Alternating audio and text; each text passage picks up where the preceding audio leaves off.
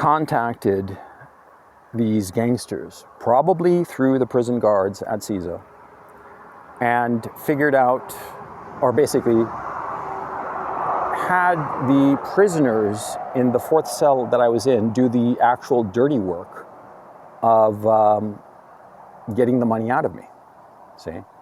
Because you see, the guards, they never beat any of the prisoners. No, it's the prisoners who beat the other prisoners. In fact, after this 30-hour session, one of the thugs who had really, really hurt me, I mean, he hit me pretty badly, especially on the chest. He hit me like right here on the sternum, repetitively and so hard that it left this huge bruise. And by the way, the cell boss, the guy higher, berated him for having left a mark on me, because of course, the kind of torture that they want to do doesn't leave a mark. That's the point of it. See, because if it leaves a mark, then it's evidence, you see? So anyway, that prisoner who beat me so relentlessly over that 30-hour stretch, after, as we're trying to figure out a way to get this cash to these gangsters, these thugs, he came to me spontaneously and apologized. It wasn't his idea, but he had to do it, because he was a prisoner. He'd been in CISO prison for 2 years already. So, it's not that he wanted to do this, but that he had to do it. And, I understood, because that's the way it operates. Now, I'm telling you all of this so that you understand my situation. My case originally started as a free speech issue. But because of the SBU and the inherent corruption of the SBU and the criminal justice system in Ukraine, I will definitely be sent to a prison labor camp where I will most certainly die. And so I decided that the smart thing was take my chances in terms of getting across the border. Right now, I'm maybe 5 kilometers away from the border with Hungary. Over the last 2 days, I rode my bike just about 1,300 kilometers from Kharkov all the way here to the border. And my intention is to cross the border, get to Hungary, and in Hungary, I'm going to ask for political asylum. Now, why Hungary? And why ask for political asylum? Very simple.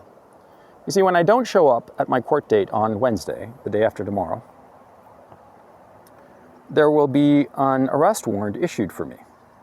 Now, of course, this arrest warrant, they will presume that I left the country, so it will become an international arrest warrant. Now, the European Union, which is allied with Ukraine to its perdition, as many of you know in terms of the European economies, well, the Europeans will comply with this international arrest warrant, and they will scoop me up at the first chance. And it won't matter that it's a free speech case. It won't matter. Nothing will matter except complying. If I were to go to Poland or Slovenia or Romania, all of these little gremlins of the EU, they're going to scoop me up instantly and return me to the graces of the SBU and the criminal justice system, and eventually I'll wind up in a prison labor camp. I'm hoping that Hungary, which has shown some independence insofar as these matters are concerned, of complying with idiotic EU regulations and diktats, I'm hoping that the authorities in Hungary will look at my indictment, realize that it has nothing to do with me being an actual bona fide criminal in terms of harming people or property, and it's really a strictly free speech issue, an issue of democratic speech. And I'm hoping that the Hungarian authorities will show some mercy some understanding and grant me this political asylum. That's my hope. By the way, I don't know anybody in Hungary. I've been to Budapest, once for a long weekend. It was lovely, but I don't know anybody in Hungary. I don't have any relations with Hungarians of any sort I dated a Hungarian girl once, years ago, but other than that, I don't have any connection to Hungary, and so I'm really going to be throwing myself at their mercy, hoping that they will see through this bullshit and realize that it's grossly unfair and it is just despicable. That's the only word I can think of. And so, yeah, you know, that's my situation. And so as this video goes live, at the time that it goes live, I'm going to be crossing the border. And I'm going to be hoping that my name doesn't appear on any system and that I'll be allowed through. That's my hope. If my name is on some system, on some list that they have at the border, then I'll be arrested and it will be effectively a death sentence. And so I'm posting this video so that people know what happened to me if I really disappear.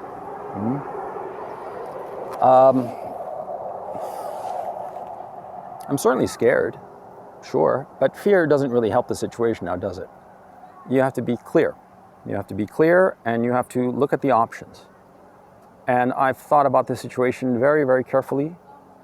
And between the absolute certainty of going to a prison labor camp if I show up in court on Wednesday, and the slim chance that I might be able to cross the border, I'll take my chances.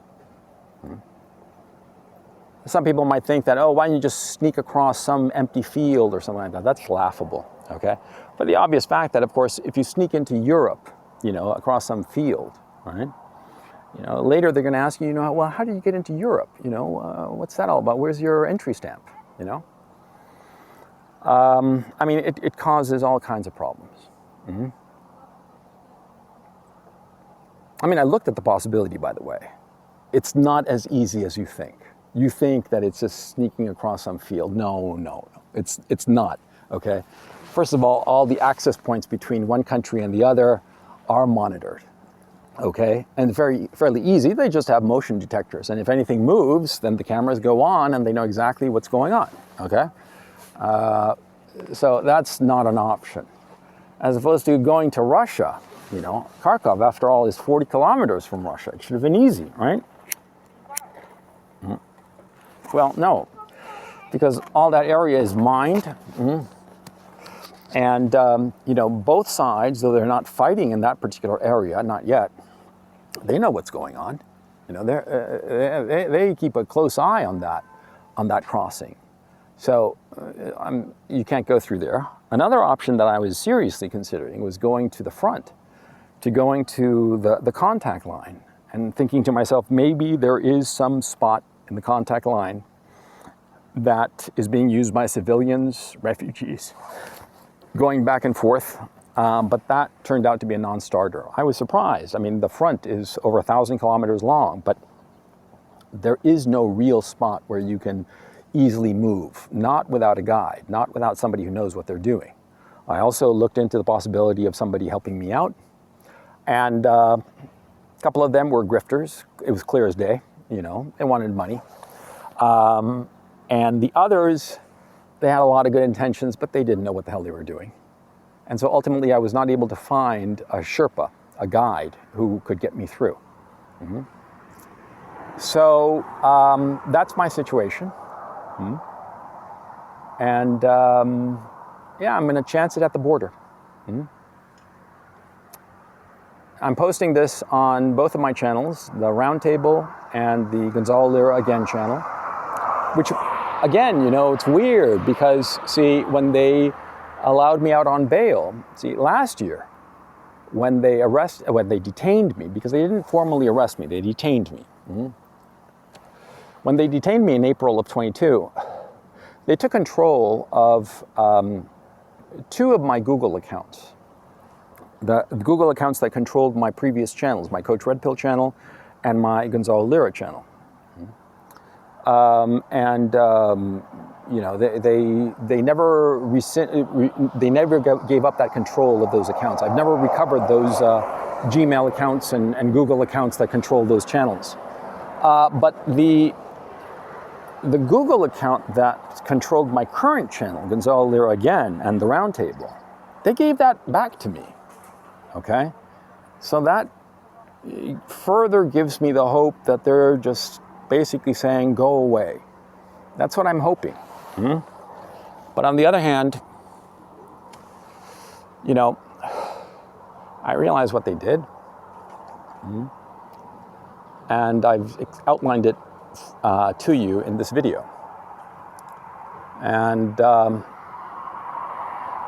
know, I don't know what to say. So, you know, you'll have to draw your own conclusions. Mm-hmm. By the way, during this past month that I've been free on bail, I obviously haven't been posting anything anywhere, just to keep a low profile and just to straighten out my head as to my options. I didn't want to be distracted with social media. Mm-hmm. I reached out to a few online people, but not all of the people that I know from the online world. Not because of anything in particular, but just, you know, I wanted to get in touch with people who could, you know, help me out in a practical way insofar as this current situation is concerned. Unfortunately, you know, all the avenues that I tried, it came to nothing. And so this is the situation I'm in. Mm-hmm. It's, well, look, on February 27th or 28th, I think it was the 28th, I'm not sure, I forgot. February 27th, 28th of 2010, I lived through the Great Chilean Earthquake. It was an 8.8 earthquake. And I happened to be on the 15th floor. My apartment was on the 15th floor. And it was spectacular. My building moved around from side to side, you know, like 3 meters off axis one way and 1.5 meters roughly on the other, in this elliptical swinging around. And I thought that the building was going to collapse and I was going to die. Mm-hmm. And of course it didn't, thank goodness. But that was the moment that I learned fatalism. That there are some things that are simply beyond your control. And you have to live through them. And you have to just go forward. And there's nothing you can do. Everything is beyond your control. You know? And we you know, fool ourselves thinking that we can control everything. And that causes so much anguish for no reason. We worry, we think this, that, the other.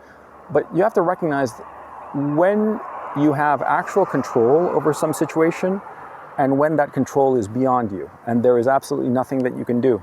Mm-hmm. Nothing that you can do except move forward.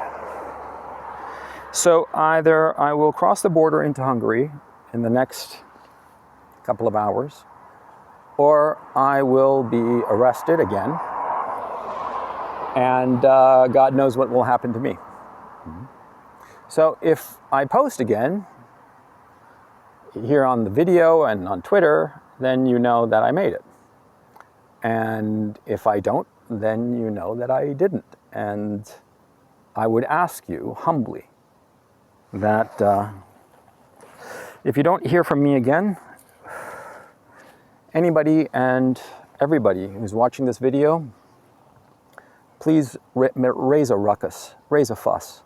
Because ultimately, you know, as you can see in the indictment that I posted on Twitter, all of the pages are there. You can read it for yourself in Ukrainian and in English.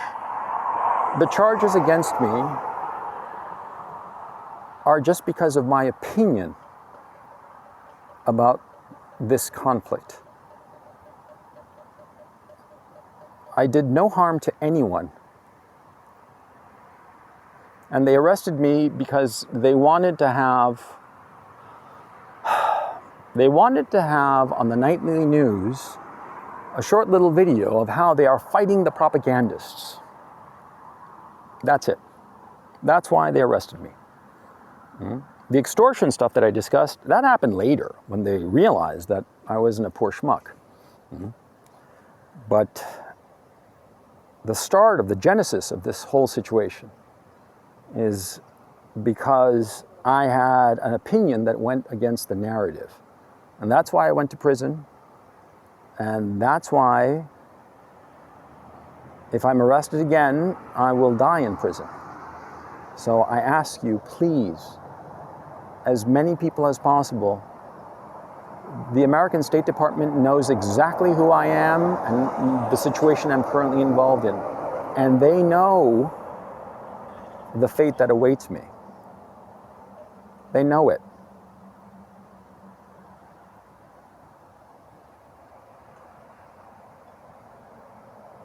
You know, they have that saying that, I forget the wording exactly. You know, I'm a little stressed out, as you can imagine. But they have that saying that people are fundamentally good, but for evil to triumph, all you need is the indifference of good people. Please don't be indifferent to my fate. I ask you this very humbly. Please recognize that,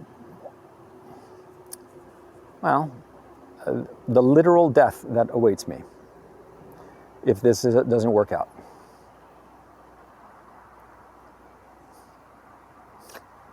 Understand what's going on.